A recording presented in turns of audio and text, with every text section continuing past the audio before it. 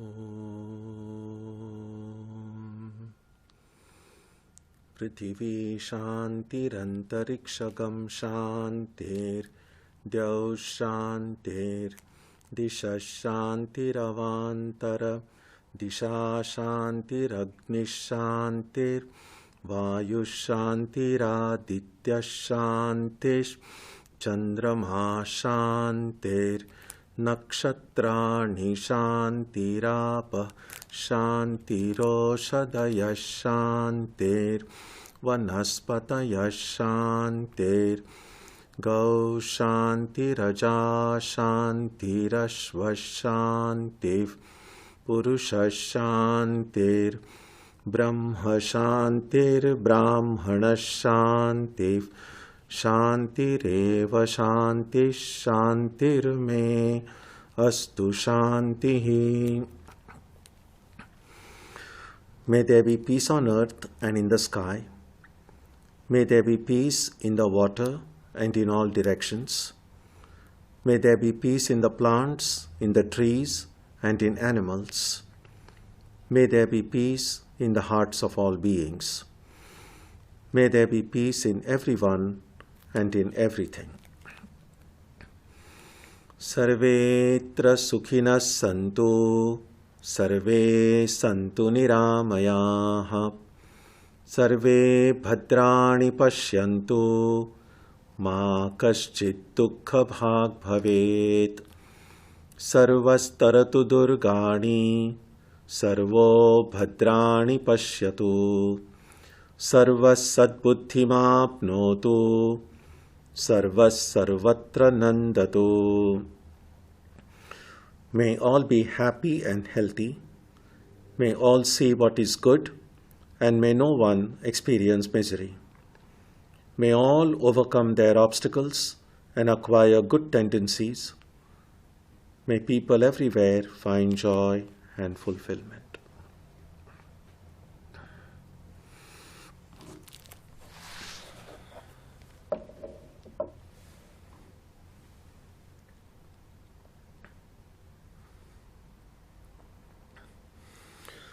Let us now spend some time touching the center of peace and joy in our hearts.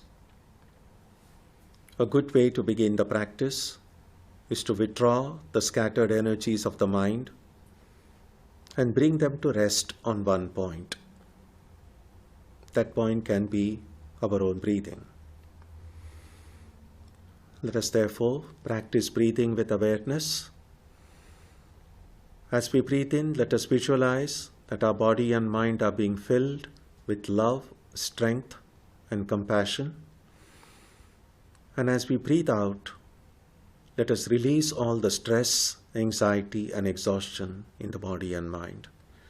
Let us practice this way for a while.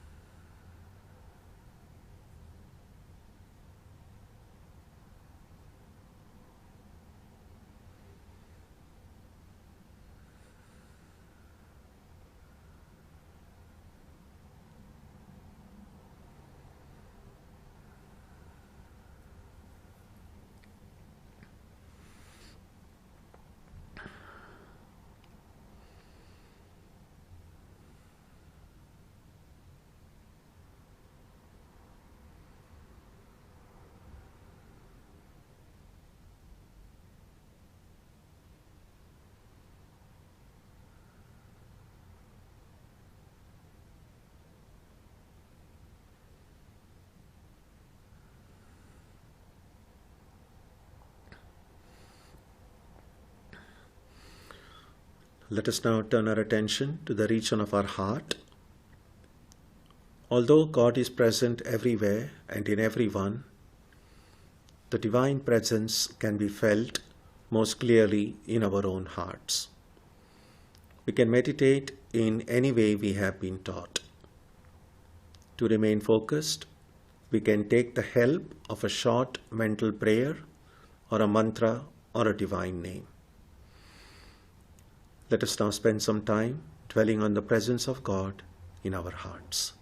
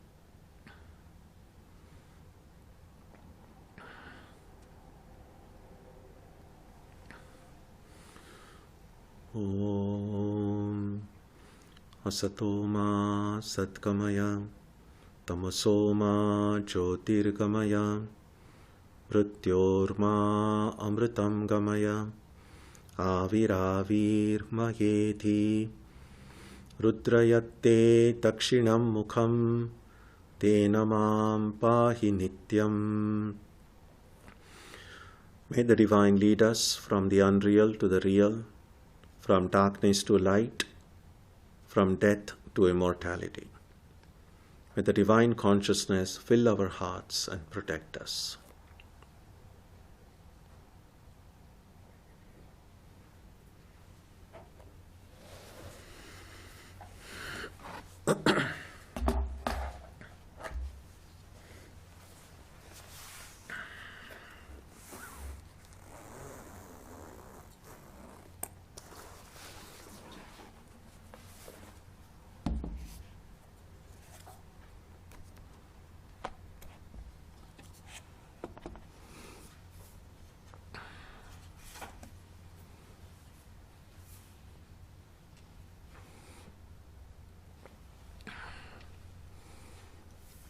So we begin today on verse number 48.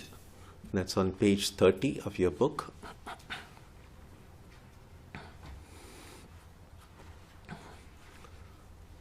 Shishya uvacha kripaya shruyatam swamin prashnoyam kriyate maya yaduttaram aham shrutva kritarthasyan bhavan mukhat. The disciple said, O Master, please hear this question of mine. Listening to its answer from your lips, I will be fulfilled. We saw earlier that a response that the teacher gave to the initial statement made by the student. And now this is the beginning of the student asking questions to the teacher. I will be fulfilled. The word in Sanskrit here is kritarthaha. That means whatever I have done, whatever I will do, will become meaningful to me. Krita is that which is done. Artha means meaning.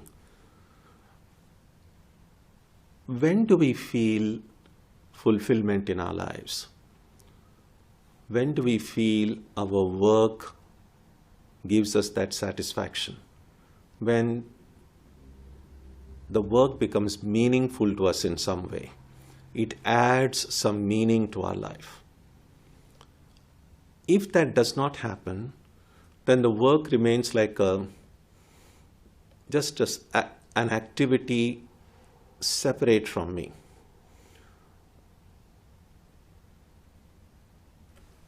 And that's a big problem in many ways, because for many of us, if we look at how much time in a day we are engaged in what we generally say work, in the sense of a job that we hold, something that the work that we do that helps us pay our bills.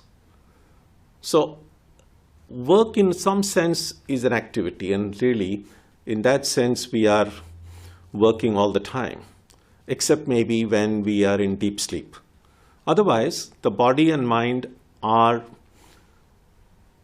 engaged in some activity or the other, even when you come home. But usually, when we just say, what do you do? We're not just saying, what are you doing now? Well, I'm sitting, you could say, but that's not the kind of answer we expect. When you ask someone, what do you do? We are essentially asking them, what job do you do? Or where are you employed? And so on. So, if we look at that meaning of work as a work that we do, we have to ask ourselves, in what way is the work that I do meaningful to me? And one answer clearly, and probably the most common answer would be, the work that I do helps me maintain myself. We all need some resources for our own sustenance. So the work that helps us pay our bills, that's one way we are related to the work. But then we must also ask, does my work give me anything more than just being a resource for me to sustain myself? Is my work meaningful to me in another way, in a deeper way? And we might be able to find more things which we may not always consider as benefits from the work. One is clearly the opportunity to have a social circle. That as human beings, we need friendship, we need understanding, we need people with whom we can exchange ideas. And oftentimes our workplace can provide us that opportunity. Sometimes our workplace might also help us become stronger. Most workplaces have some internal politics, there are personality clashes, there are all the pulls and pushes involved, as in any collective undertaking. And if we are able to navigate through all those forces while retaining one's own values and principles, then it makes us stronger. And so that would be another one benefit from workplace, and so on. So these are just a couple of examples. So we need to find out whether whatever we do in life, so whenever we are able to find that every activity adds meaning to my life, somehow makes me a better person, then I feel a sense of fulfillment. And a lot of times when we feel unfulfilled in life, that is the time when we feel nothing is being added to my life. And so that's the meaning of the statement here. Listening to its answer from your lips, I will be fulfilled. And sometime you will see, sometime we may read something in a book and the printed words may not often bring that sense of fulfillment. But when we hear it from someone, especially in spiritual life, someone who has, I'm sorry about this. If you hear about these same thing that is in a book from someone whose words are filled with that power that comes from experience, then those words become suddenly more meaningful.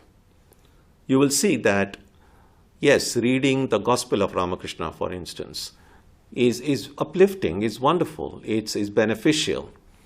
But if we think about the Gospel of Ramakrishna not simply as a printed book that you are reading, but if that book can help us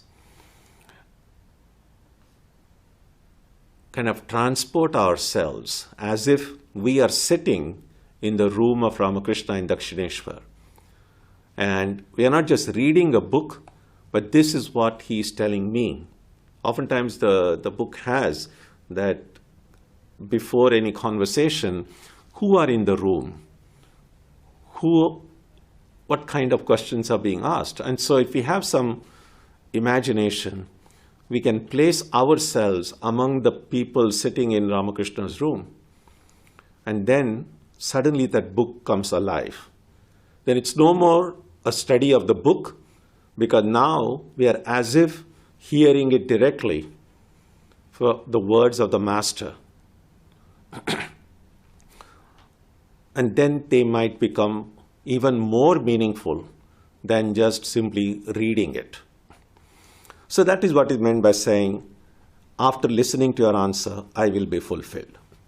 So the next verse gives a list of 7 questions that the student asks the teacher. And in the course of the book later on, all of these questions will be answered. So let's look at that verse 49. Ko nama bandhaha kathamesha agataha katham prathishthasya katham vimokshaha ko vasau anatma paramav ka atma tayor vivekav katham etaducchatam. Please tell me, what is bondage? How did it arise? How does it exist?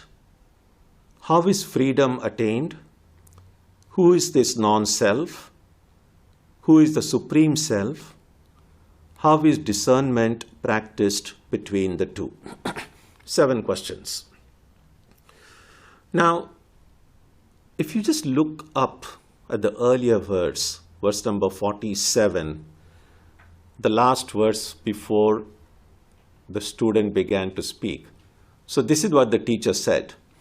You, the Supreme Self, are in bondage to non-self because of your ignorance, which has resulted in transmigration.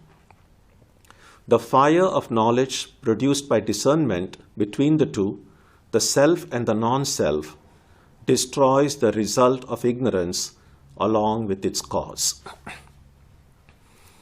And you can see all of these questions that the student asks are related with this statement that the teacher makes.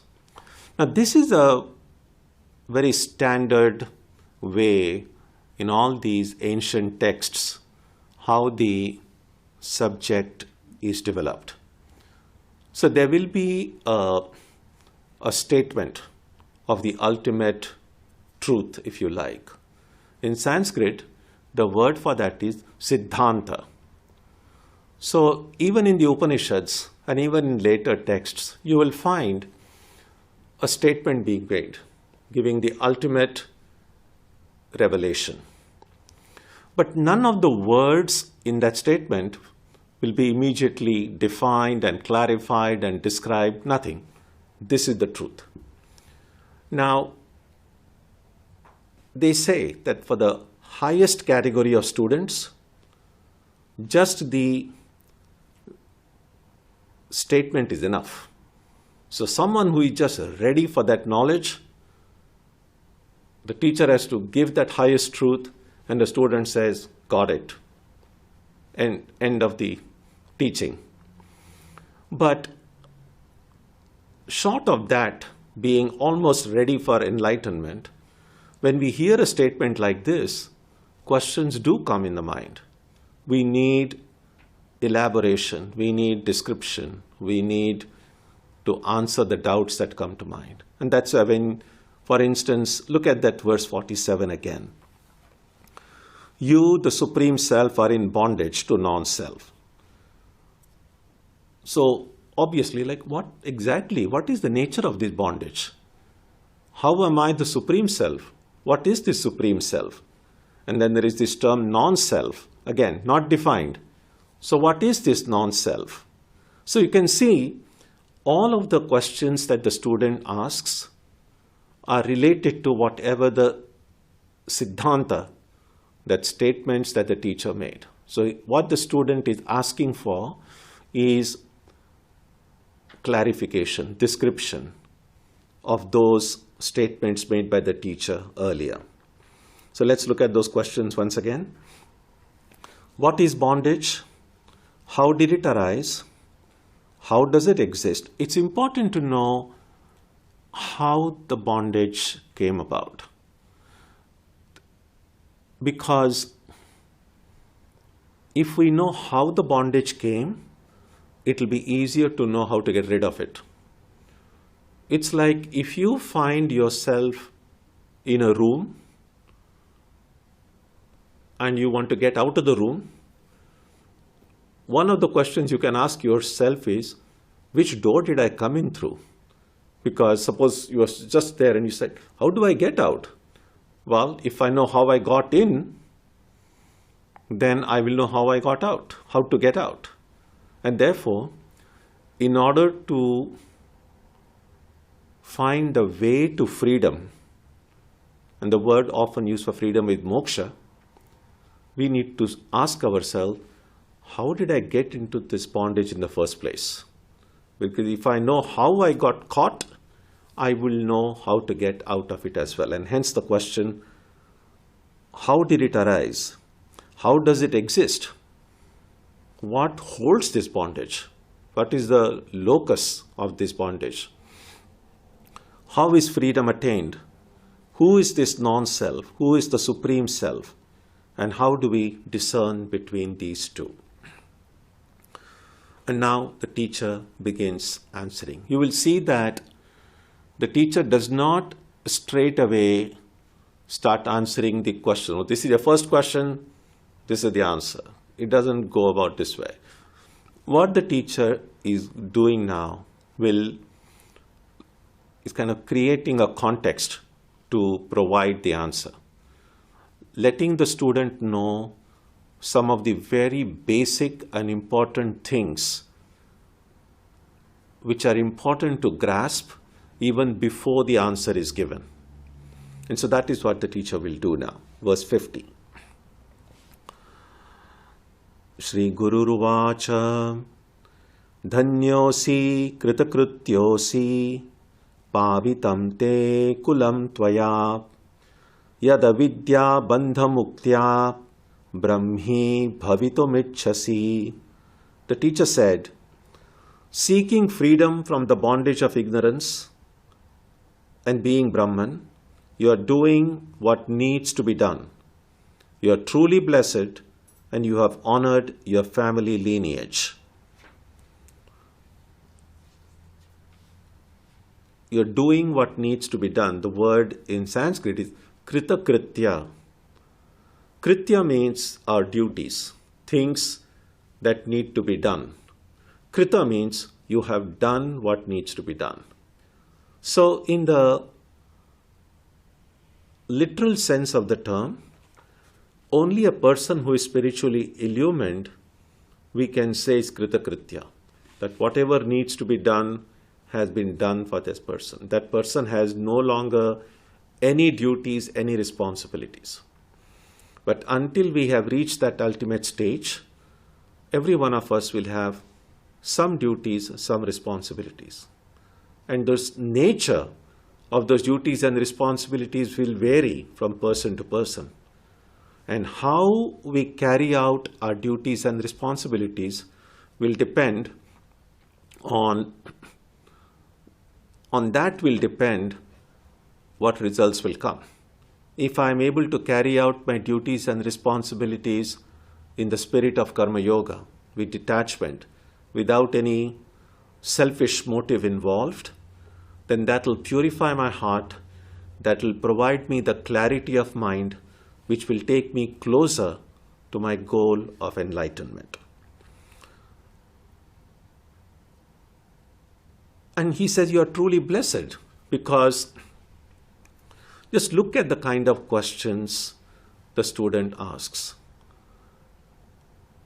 And we can ask ourselves, how often have such questions come to our minds?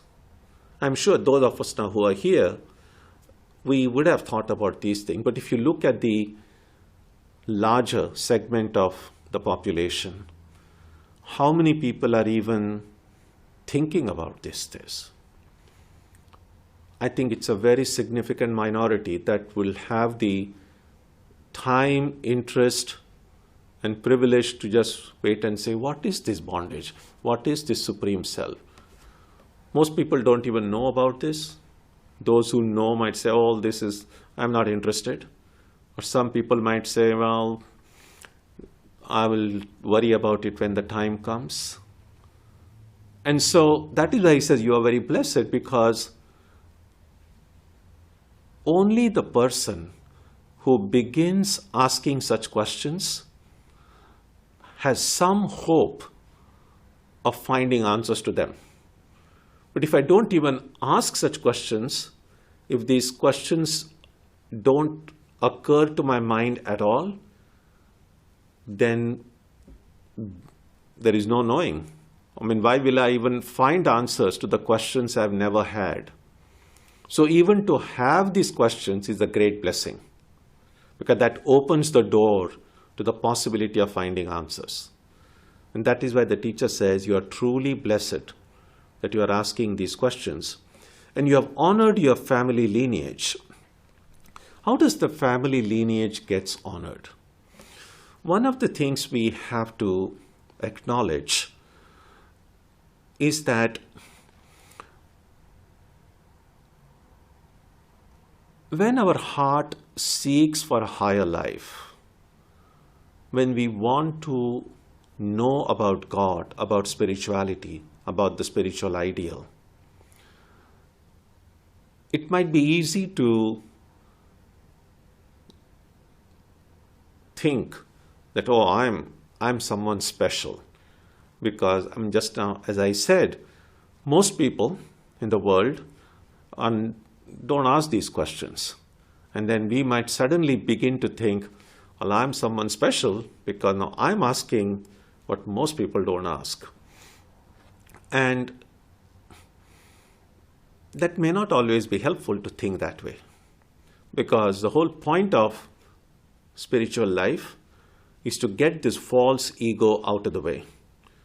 But the more I think now, I'm someone great because I am this spiritual seeker, I'm this earnest speaker, and all these are all worldly people, and I'm someone great, that's not going to help. And so, what is often helpful to remember, that whatever we are now, no doubt, our own struggles in life, our own efforts have contributed to making me who I am. But no matter how often people might say, I'm a self-made person,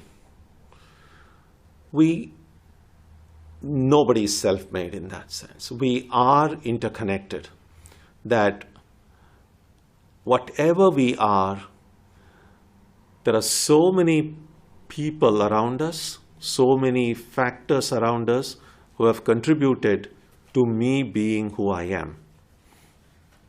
And among the external influences in our life, which go to shape my personality, my way of thinking, my interests, and so on, among all of these external factors, certainly our family does play a role in it. That the things that we have learned from our members of our family, even through struggles, even through pain and suffering, our interactions with our family, with our parents, with our grandparents, or whatever extended family we might be close to, that our interactions with them have shaped me in some form, in some way, alongside the other factors that have played a role in my development. So those who have prayed for me, helped me, my teachers at various stages in my own life, have been helpful for me to be who I am. And so there is always this sense of acknowledgement and being grateful. Clearly, we are grateful to our parents for giving us this body that we have. But it's more than simply the body. And so, being grateful to one's family and the family lineage is a part of recognizing that I am who I am as a result of many people and objects and things outside of me that have shaped me, that have helped me, or that have even challenged me. But either way, they have somehow contributed to my being who I am. Now, if I'm able to now think about a higher life, a higher ideal in life, then I have honored that lineage, because it shows that all of these influences that were there in my life have somehow helped me now to begin asking these questions. It is also said in the tradition that once a person becomes illumined, 7 generations before this person and 7 generations after, they all derive the benefit of having one enlightened being in the family. So, however individualistic the one's enlightenment might seem, it's like, well, I become enlightened, I am free. All these other people are steeped in ignorance. But it's not so simple as that. So what the texts say is that once someone becomes enlightened, the members of their family are also benefited by having one enlightened person in the family. And so the books say 7 generations above and 7 generations later. So you can see the immense power of enlightenment. And that is true even of the daily japa and meditation that we do. Now that might seem also to be a very individualistic practice. Maybe your members of your family are not even interested in what you do. Maybe you are doing your meditation regularly, prayer regularly, and it might just seem like that's your own thing. But what Swami Brahmananda, a great disciple of Ramakrishna, said was that if there is even one person in the family who sincerely and regularly do their prayer and meditation, the entire family gets a benefit of that. So even doing one's own spiritual practice, we are benefiting others. That is also a form of service, which is not often recognized. I mean, we can understand feeding the hungry. That service everyone understands.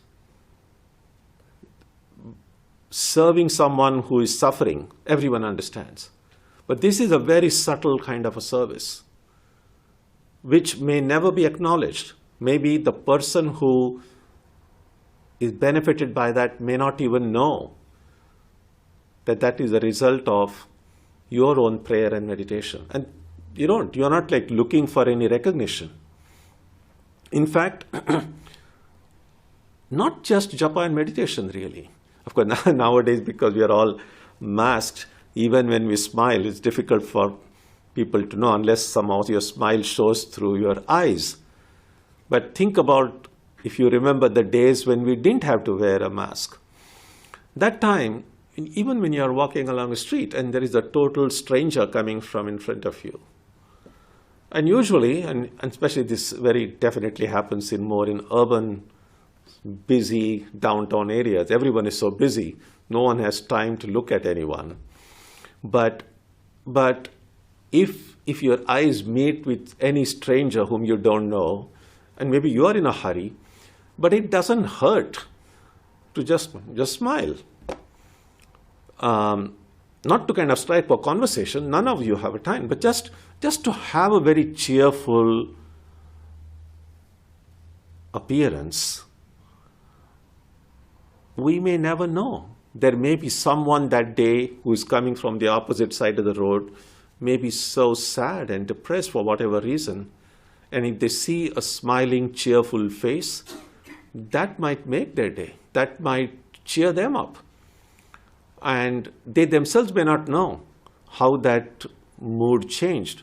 But in an unconscious way, by just being happy and cheerful, we have done some service. So what I'm suggesting is that when we speak about serving others, it's helpful to keep in mind that there are these very subtle forms of service as well, which are not recognized as much, not acknowledged as much, but for that matter, they don't become any less worthy of the effect they have on our minds. And that's why he says, you have honored your family lineage. Verse 51. This set of verses now which are going to come, the teacher will stress that there are certain things in life which others can do on our behalf. But there are certain things which only we have to do ourselves. So enlightenment is one such thing. One cannot say, oh, I've got lots of money, call someone and say, okay, I'll pay you this much, just get me some enlightenment. It doesn't work. If I were to be spiritually enlightened, I have to do the work that needs to be done. I can't do it by proxy. That's the idea. So look at these verses now. Verse 51.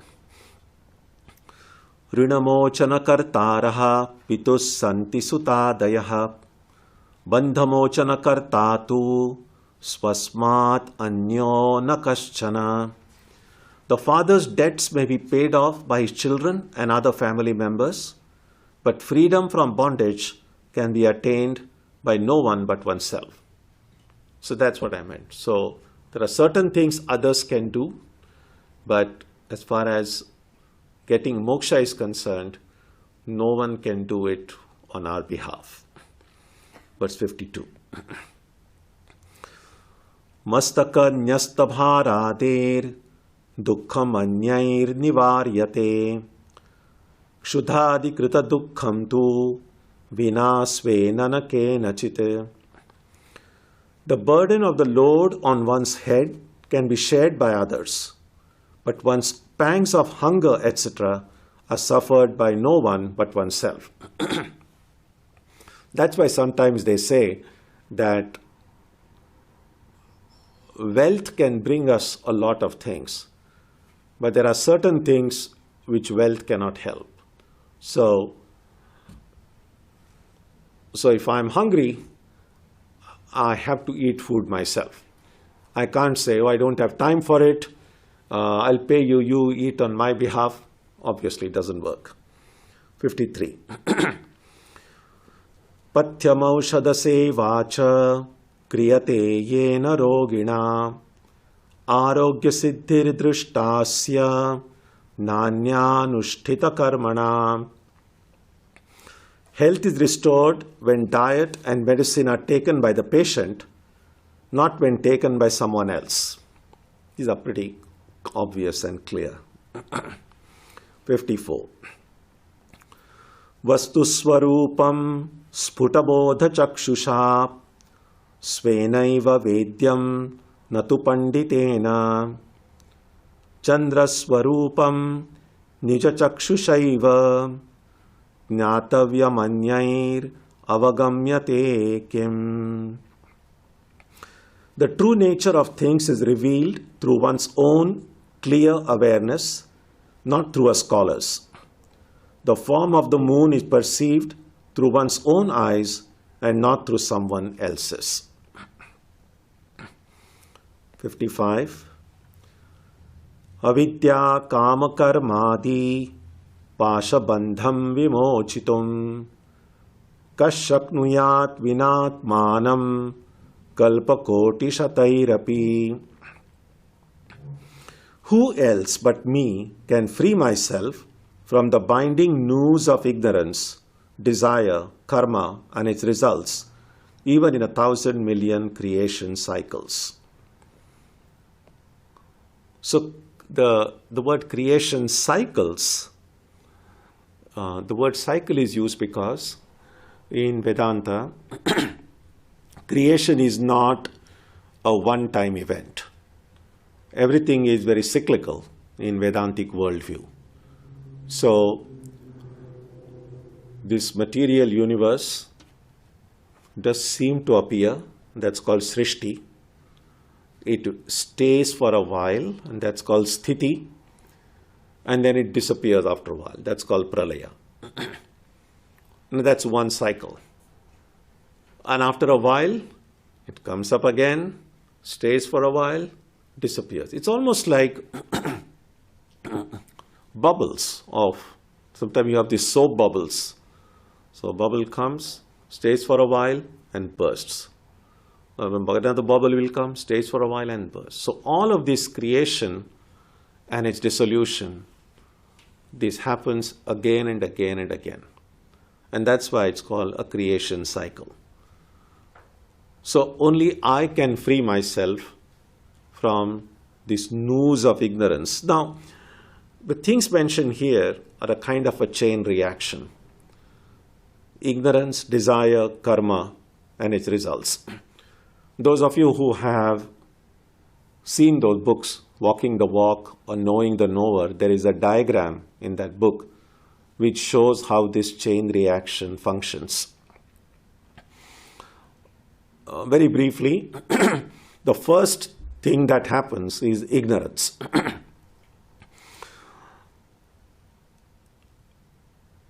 When that which is infinite becomes ignorant of its infinite nature, that is, when it forgets its infinite nature, when it begins to see itself as finite. It's no longer this all-pervading reality, it has now become small. Now, once this infinite reality becomes small and limited, it begins to perceive many other entities in the universe, because now there is a lot of more space. And recognizing one's own limitedness, but also at some level remembering one's infinitude in a very subtle sort of way, then there is a desire to become big again.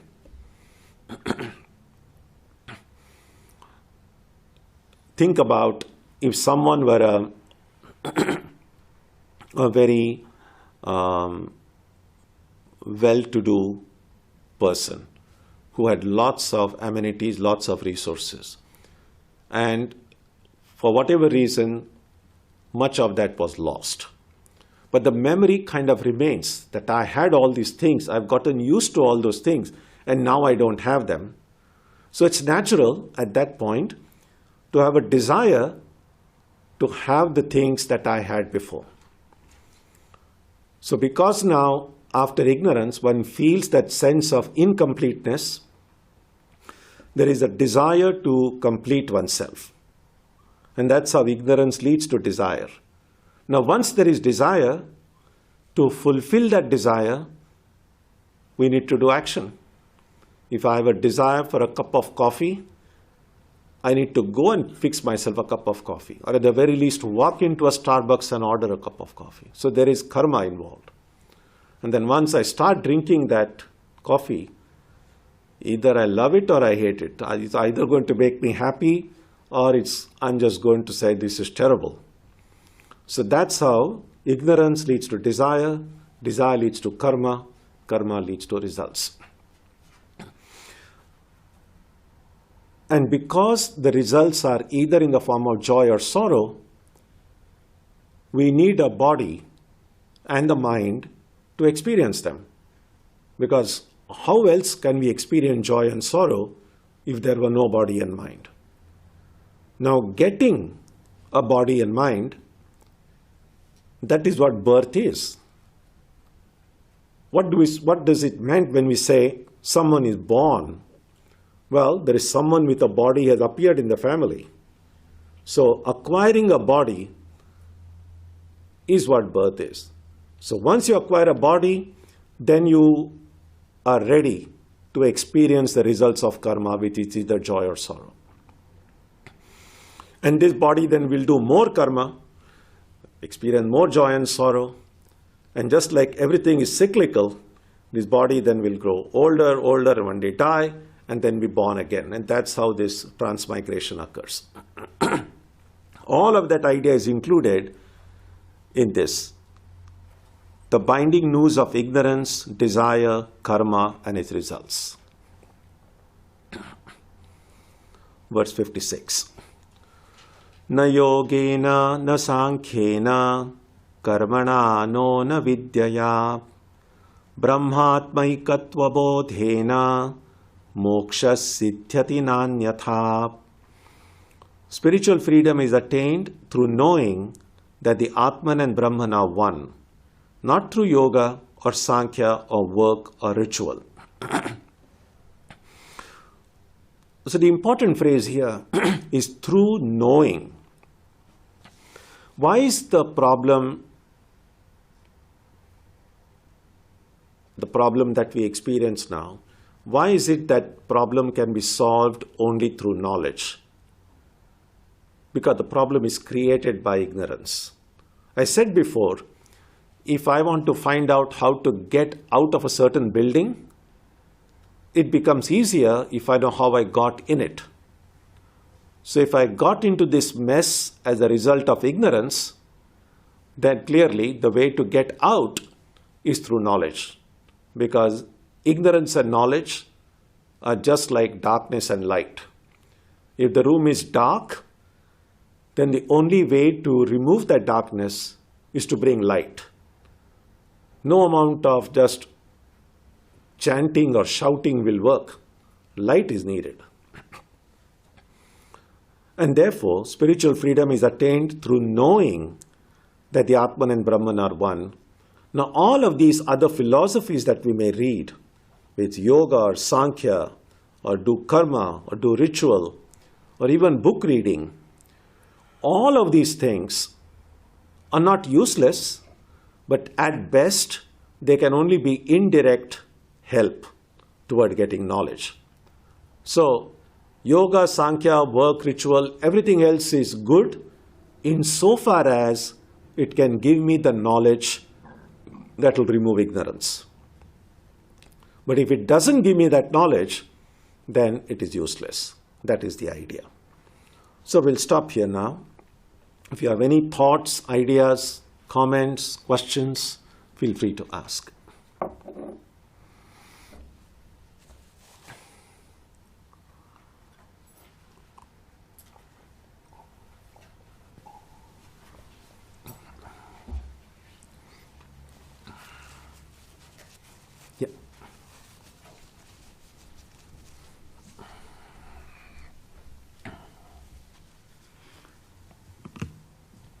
Swamiji.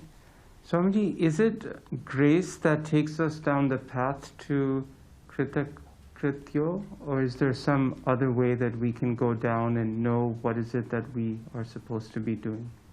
Say that again? Is it grace? Grace? Is it like, how do we know what we're supposed to be doing? Is it just through grace? Is it through grace? Or? No, we know through books.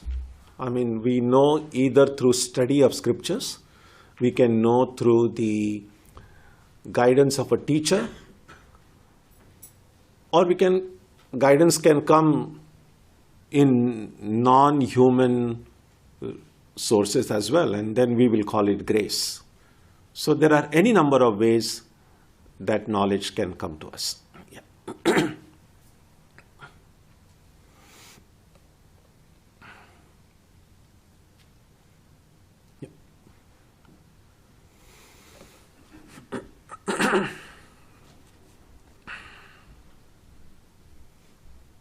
Swamiji, you were talking about fulfillment and doing meaningful work as leading to fulfillment. Or they were giving some examples about there might be different reasons why how you would do meaningful work, social circle, what have you. So one of the approaches that I have been trying to use is, doing work out of love for God. Anything that I do, whether it's secular or spiritual or whatever it is, I've been put in this situation by him or her. And whatever work comes, I do it to the best of my ability. And that's where my fulfillment lies, that I did it regardless of what else happens, what results come. I did it to the best of my ability, and I derive meaning from it.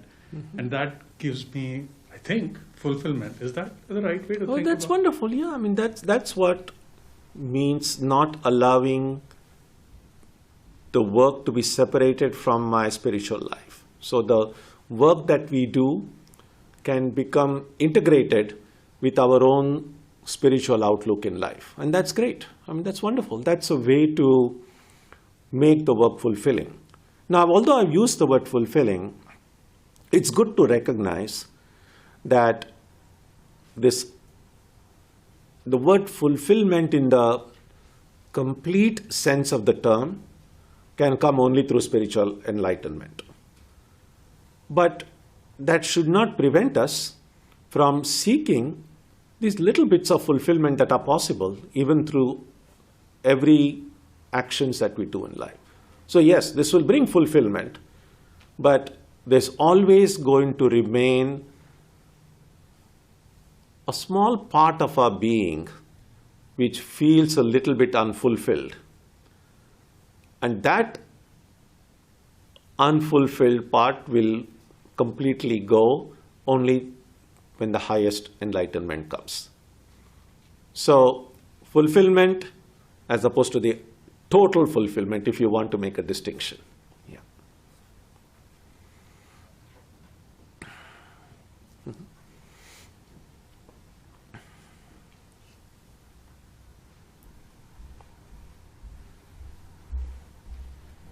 Maharaj, you said many times that we are all one.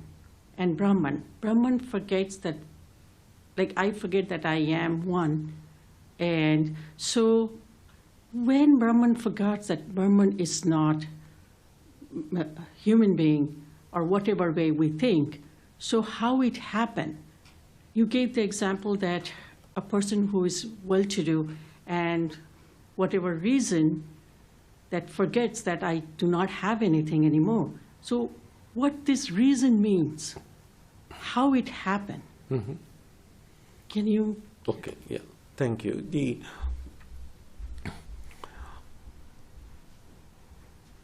When we say how it happened, it's a question that's a little bit difficult to answer.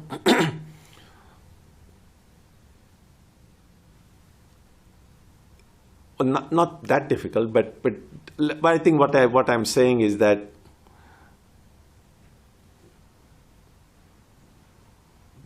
there has to be a little bit of reflection on the question itself. Because when we ask the question, how it happened, there are certain assumptions involved there. When we say how it happened, we are already assuming that it happened. And the only answer then that can be given is, it happened due to ignorance. But then there could be a follow-up question, how did ignorance come? And the answer is, I don't know. Because the answer I don't know is an expression of ignorance. Because it's a good question that, how did this my own infinite nature, if I'm infinite and that's the abiding truth, why should all this have even occurred? And I mean, one answer is, which is not satisfactory, is that, well, this never happened. But that does not satisfy, because like, well, how can you say it didn't happen? I'm seeing it, I'm experiencing it. And so the only thing we can say is it happened due to ignorance. It's a little bit like, think about, and this is just a kind of a general example. If you meet someone in your dream and say, and let's say in your dream you are in Hawaii somewhere, and you ask someone, how did I come to this? How did I come here? What's about this place? And the person maybe in your dream is very enlightened, and then person tells you, you are not in Hawaii right now. You are actually sleeping in your bed in Massachusetts. And you are like, are you kidding? I'm just seeing Hawaii. It's here, right here. And so that answer is not going to be satisfactory, although that is the right answer. And so all that we can say then, well, looks like you probably fell asleep and you are dreaming. And so that's all that we can say. How did Brahman become all this? One answer is, Brahman never became all this. Brahman is always Brahman right now, even at this very moment. But if that doesn't satisfy, then we say, well, Brahman probably fell asleep. And then you say, well, how can Brahman fall asleep? And then you're on, well, I don't know. So that's why I said it's a good question, but needs a kind of an elaborate answer like this. Yes. Anish first and then David. Yeah.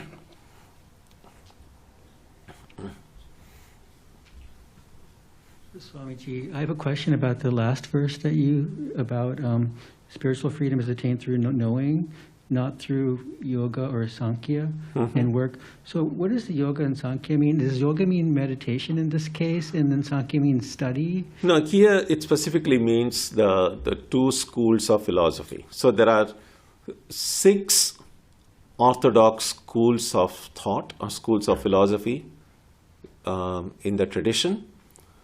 And they are yoga, and Patanjali's Yoga Sutras is one of the seminal texts which brings together the ideas in that school of thought.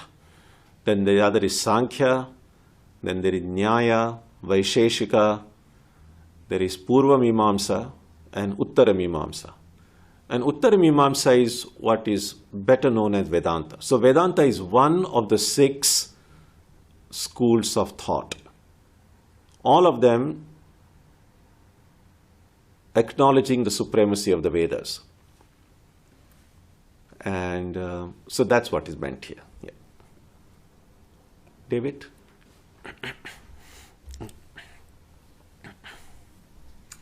Thank you, Swami.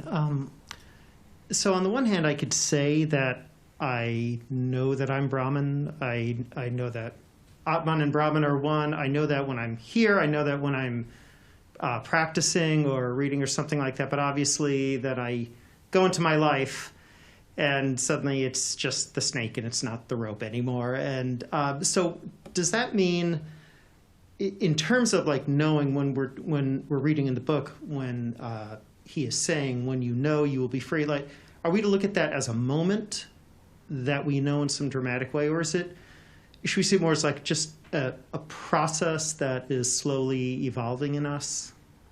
Good question. I mean, there are ways it could be described in both ways, but in Ramakrishna's one saying is there that when the room is dark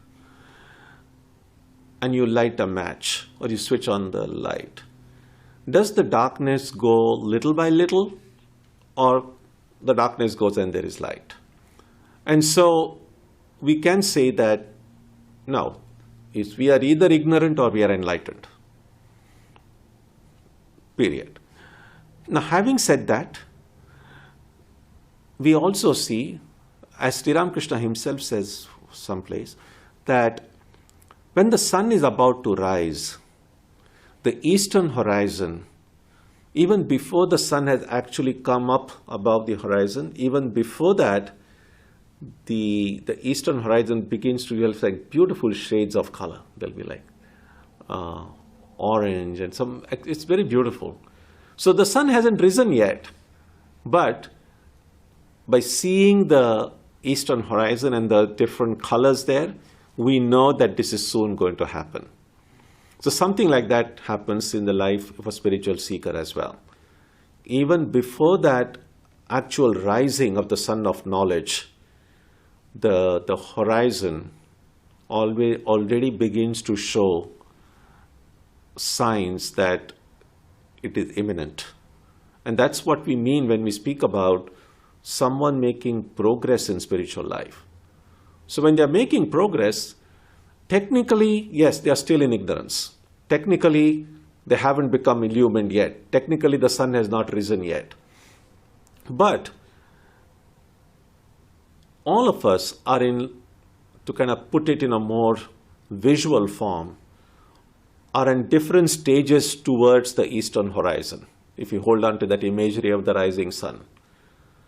And so those who have gotten very close, the sun is about to rise, then we will begin to see in their life, in their personality, in the way they think, the way they speak, the way they relate to other people, signs of which come closer to the descriptions we find in the Gita and the Upanishads.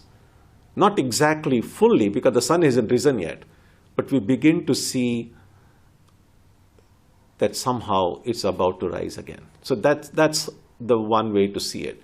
And we, in our own lives, as I've said on earlier occasions, what we can do is to find out whether I am really, my life, what is the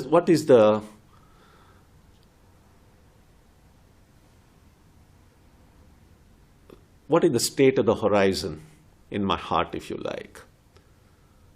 Are there indications that the sun is about to rise here?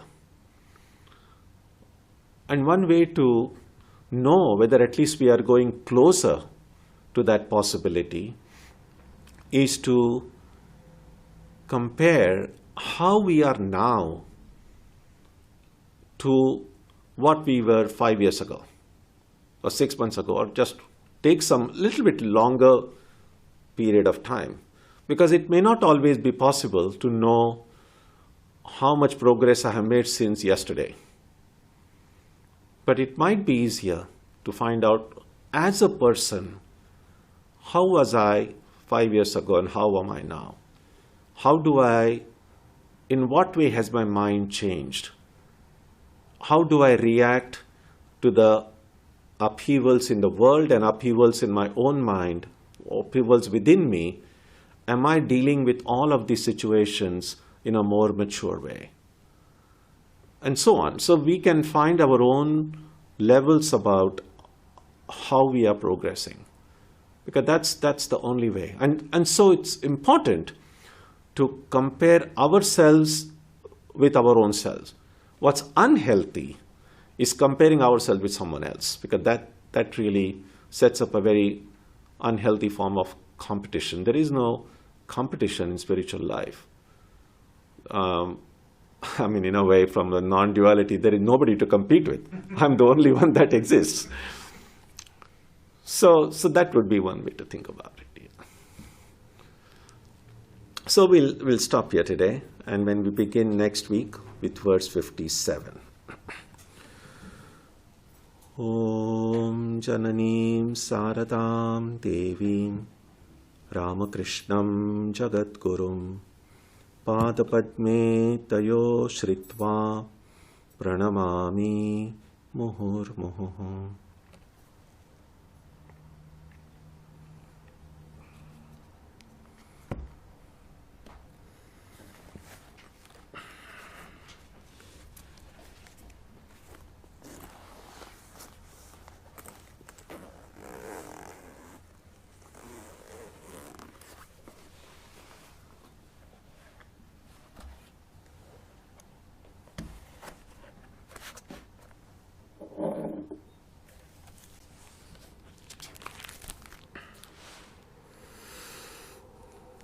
So next Wednesday will be our last Vivekachudamani meeting, and then we close for the recess, and then we'll resume in the first week of February. So next Wednesday will be the last time we will meet for this year. On Sunday, our subject will be overcoming greed for satsang, and on Saturday we'll have meditation as usual. We'll conclude with a prayer now.